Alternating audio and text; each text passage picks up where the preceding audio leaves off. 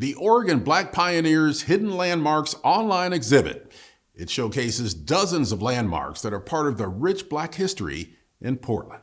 I'm Mariah Rocker, the Public Programs and Exhibits Manager for Oregon Black Pioneers. And Oregon Black Pioneers is Oregon's only historical society dedicated to preserving and presenting the experiences of people of African descent statewide. We have traveling exhibits, we do walking tours, we have presentations and public programs that allow people to kind of engage with this history and recognize that not only does it exist, but it happened here. Part of what we're highlighting today is this idea of this hidden history and hidden landmarks that were a big part of the Black history here, but most folks don't know about this rich history. We have an online exhibit that we created called Hidden Landmarks, where we highlight about 30 of these locations that still exist today. So we are at the First African Methodist Episcopal Zion Church, which is actually the first Black church in Oregon. This has a long history of supporting the Black community. It was actually formed when the exclusion laws were in effect in 1862. It has also had an incredible focus on civil rights and really creating a better life for its community members. They even organized one of the first efforts towards civil rights for Black folks in Oregon by trying to fight against those exclusionary laws in the Constitution in 1883. They also hosted folks like Dr. Martin Luther King Jr. It's a perfect example of this through line of Black history. We're standing outside of Cash and Maxie's barbershop and Maxie's Better Buy grocery. As you can see here, Charles Maxie actually moved to Portland during that World War II effort. Despite having an engineering background, wasn't able to find work, and so he instead went to barber school and opened up a barbershop right there alongside his friend Elijah Cash. And during that time, they were able to purchase the market next door and provide opportunities for folks to actually get fresh food and freshly baked goods in a neighborhood that didn't necessarily have that much access to other types of grocery stores. Mr. and Mrs. Maxie would know your name.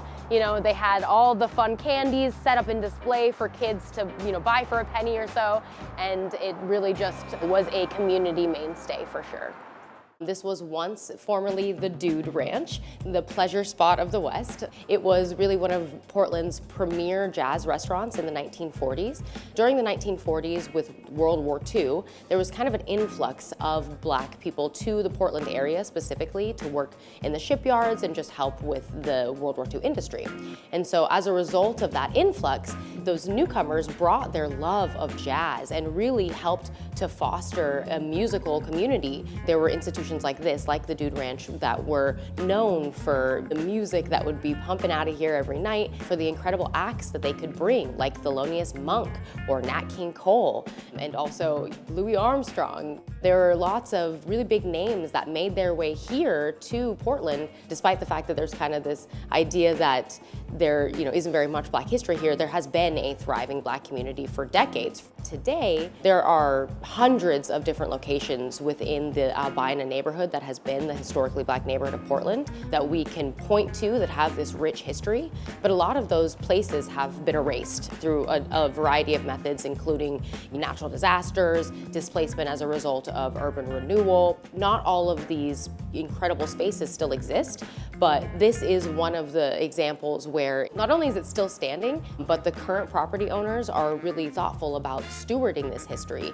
and making sure to include it both on the walls and in the general vibe that they're creating in the space. To be able to highlight and look at the history that these certain locations have had is one of the goals of our organization, is offering that place-based history, because it's one thing to say like this history has happened, it's happened in Oregon, but it's a whole other thing to say like it happened right here where I'm standing today.